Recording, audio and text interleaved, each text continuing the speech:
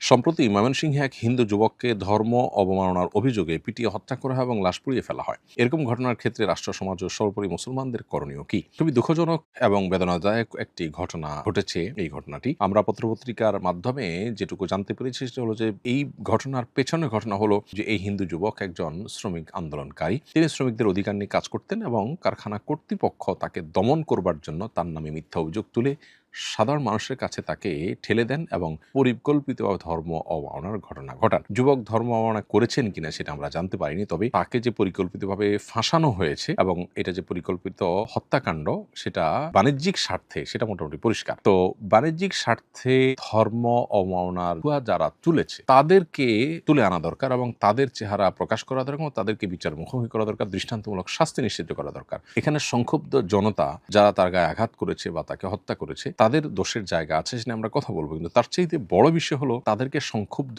করেছে যারা এবং এটাকে সাজিয়ে পরিকল্পিতভাবে ঘটনাটা ঘটিয়েছে যারা, সেই নেপথ্যের নায়কদেরকে মূলত বের করা দরকার এবং তাদেরকে মূল শাস্তিটা দেয়া দরকার। সেই সাথে আমাদের মাথায় রাখতে হবে কোনো ব্যক্তির নামে ধর্ম অবমাননার অভিযোগ উঠলেই তাকে পিটিয়ে হত্যা করে ফেলতে হবে, ইসলাম এমনটি আমাদেরকে বলেনি। আমরা যারা ইসলামের নামে এই কাজটি করছি তারা ভুল কাজ করছি। কারোর ব্যাপারে কোনো অভিযোগ উঠলে সেটি প্রমাণিত হওয়ার আগ পর্যন্ত আমরা আইন হাতে তুলে নিয়ে সেটা কার্যকর করা বা কার্যকর করতে উদ্যত হওয়া, এটা আমাদের ভুল অ্যাপ্রোচ। এটা ইসলাম আমাদেরকে কখনো বলেনি। একজন ইসলাম জানা মানুষ কখনো এটি করতে পারেন না, বরং এটি প্রমাণের জন্য অপেক্ষমান আমাদেরকে থাকতে হবে। প্রমাণিত হওয়ার পরও সেখানে আর কোনো অপশন আছে কিনা, সে লোকের মাথা ঠিক ছিল কিনা বা সে লোকের পেছনে অন্য কোনো ইন্টেনশন ছিল কিনা, আমরা অনেক সময় ঘটনার পেছনের ঘটনা থাকে সেই বিষয়গুলোকে পরিপূর্ণভাবে বের করে তারপর তার বিচারের উদ্যোগ এর দিকে আমাদেরকে যেতে হবে। আর দ্বিতীয়ত কথা হলো যে কোনো মানুষকে কোনোভাবে জীবিত হোক আর মৃত লাশ হোক পুড়িয়ে হত্যা করার তো কোনো সুযোগই নেই। নবী সাল্লাল্লাহু আলাইহি ওয়াসাল্লাম বলেছেন, লা ইউআযযিবু বিন-নার ইল্লা রাব্বুন নার,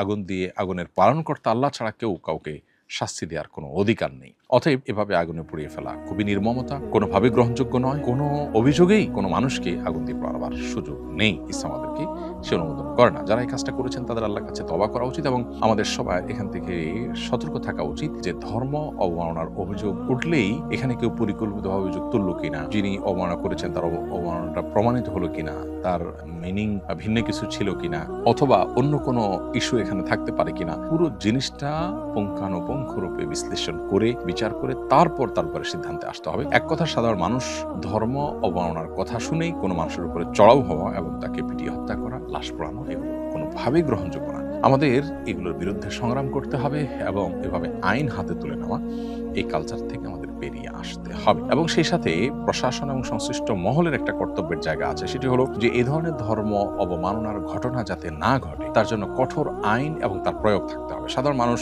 তাহলে সেক্ষেত্রে আইনের হাতে আসামিকে বা অভিযুক্ত ব্যক্তিকে তুলে দিবে এবং তিনি দোষী হলে বিচারের মুখোমুখি হবেন, নির্দোষ হলে তিনি বেকসুর খালাস পাবেন।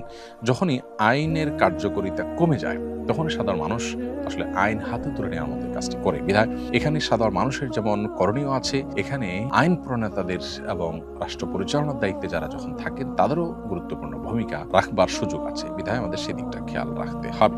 সম্প্রতি দেশের দুটি গণমাধ্যমে হামলা ও অগ্নিসংযোগের ঘটনা ঘটেছে। প্রধান উপদেষ্টার অফিসিয়াল পেজে হামলা অংশগ্রহণকারীদের ব্যাপারে বলতে গিয়ে মাদ্রাসা শিক্ষার্থীদের ক্ষেত্রে কমি মাদ্রাসা শিক্ষার্থী উল্লেখ করা হয়েছে, অথচ সাধারণ শিক্ষার্থীদের ক্ষেত্রে বিষয়টিকে জেনারেলি উল্লেখ করা হয়েছে। এই পার্থক্যের কারণটা কি বলে মনে করেন এবং সামগ্রিকভাবে পুরো বিষয়টি নিয়ে আপনাদের মধ্যে জানতে চাই। দেখুন, এই ধরনের হামলা বা অগ্নিসংযোগ, কোনো স্থাপনাকে হামলা করা, অগ্নিসংযোগ করা, এটা তো অবশ্যই সমর্থনযোগ্য বিষয় নয়। আজ থেকে বহু বছর আগেই দৈনিক নয়াদিগন্তে এইভাবে ঠিক অগ্নিকাণ্ডের ঘটনা ঘটানো হয়েছে, হামলা করা হয়েছে এবং সরকারি উদ্যোগে একাধিক গণমাধ্যম বন্ধ করে দেওয়া হয়েছে। দুর্ভাগ্যের বিষয় হলো যে আজকে যারা এই দুটি গণমাধ্যমে হামলা এবং অগ্নিসংযোগের ঘটনায় সংবাদপত্রের স্বাধীনতায় হস্তক্ষেপ হিসাবে এটাকে চিহ্নিত করে অনেক জোরালো প্রতিবাদে, সেদিন তারা এতটা জোরালো ছিলেন না।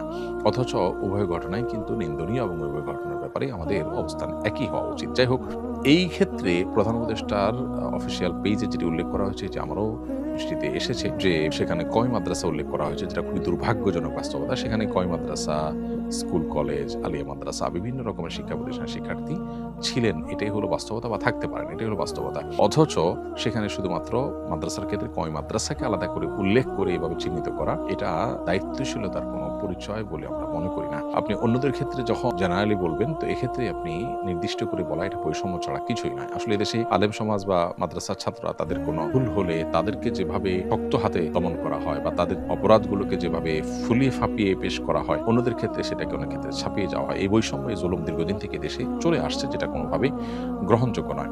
আমরা প্রত্যেকটা মানুষকে বলবো দায়িত্বশীলতার পরিচয় দিতে, এবং কোনো ক্ষেত্রে আইন যেন কেউ হাতে তুলে না দেয় সেদিকটাতে খেয়াল রাখতে। সেই সাথে প্রশাসন এবং সংশ্লিষ্ট কর্তৃপক্ষ এবং সরকারের কর্তব্য যে সাধারণ মানুষ সংক্ষুব্ধ হয়ে কোনো অঘটন, কোনো অনাকাঙ্ক্ষিত, অনভিপ্রেত কোনো কিছু যেন ঘটাতে না পারে, সেজন্য যে কোনো বিষয়ের ক্ষেত্রে আগে ভাগে সতর্ক থাকা। অনেক ক্ষেত্রে দেখা যায় কেউ ধর্ম অবমাননা করেছে, সাধারণ মানুষ সংক্ষুব্ধ হয়ে তার উপরে চড়াও হয়েছে, অথচ ধর্ম অবমাননার ঘটনা যেন না ঘটে তার জন্য কঠোর আইন, সেটার প্রয়োগ যদি থাকে, তাহলে সাধারণ মানুষ আর এই আইন হাতে তুলে নেওয়ার এই ব্যাপারটাতে উৎসাহ দেখাতে পারে না। এই জন্য আমরা একদিকে এই ধরনের ঘটনা যেন কেউ না ঘটান, সে ব্যাপারে প্রত্যেকটা মানুষকে দায়িত্বশীল থাকার যেমন কথা বলবো। এই ধরনের ঘটনা যেরকম কখনো সমর্থনযোগ্য ঘটনা নয়, আদর্শের মোকাবেলা আদর্শ দিয়ে হতে হবে। আবার একইভাবে এখানে সরকার সংশ্লিষ্ট মহলের দায়িত্বশীলতার ব্যাপার আছে। সাধারণ মানুষকে কেউ সংক্ষুব্ধ করছে কিনা, সংক্ষুব্ধ পরিকল্পিতভাবে করার জন্য কাজ করছে কিনা, সে বিষয়গুলো দেখভাল করার দায়িত্ব তাদের। আর এভাবে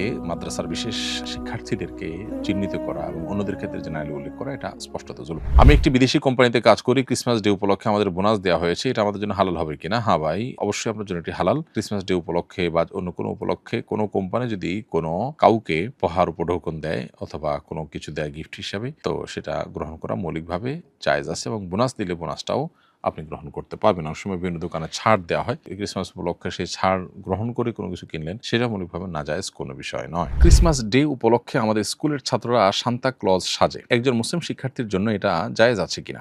উত্তর হলো না, এটা কোনো অবস্থাতে জায়েজ নয়। এটা হলো অন্য ধর্মাবলম্বী বা ভিন্ন ধর্মের মানুষের সাদৃশ্য গ্রহণ করবার শামিল। অথচ আবু দাউদের বর্ণিত হাদিসে নবী সাল্লাল্লাহু আলাইহি ওয়াসাল্লাম বলেছেন, মান তাশাব্বাহা বিকওমিন ফাহুয়া মিনহুম, যে ব্যক্তি কোনো ব্যক্তির বা কোনো সম্প্রদায়ের কোনো ধর্মের মানুষের সাদৃশ্য গ্রহণ করবে, সে তাদের অন্তর্ভুক্ত হবে। খ্রিস্টানরা ঈসা আলাইহিস সালাম সম্পর্কে তাদের যে বিশ্বাস আছে, সেই বিশ্বাসের জায়গা থেকে তারা যে কাজটি করে থাকে, সেটা তাদের ধর্মীয় সিম্বল।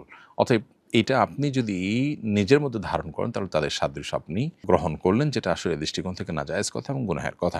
আমি একটি অমুসলিম দেশে থাকি, সেখানে স্কুল পড়ুয়া শিশুদের দিয়ে ক্রিসমাস কার্ড বানানো, ক্রিসমাসের গান গাওয়া, ছবি আঁকা ইত্যাদি করানো হয়। কেউ না চাইলে অনেক সময় জোর করা হয় বা পরিবারকে জানানো হয়। এই অবস্থায় কোনো শিক্ষার্থী ইচ্ছা না থাকা সত্ত্বেও বাধ্য হয়ে এসব করলে কি তার গুনাহ হবে? প্রথম কথা হলো যে এটাকে অ্যাভয়েড করার চেষ্টা করবে। যদি কোনোভাবে অ্যাভয়েড করার চেষ্টা করেও তিনি সফল না হন, তাহলে সেক্ষেত্রে নিরুপায় হিসাবে করলে তার গুনাহ হবে না ইনশাআল্লাহ তাআলা।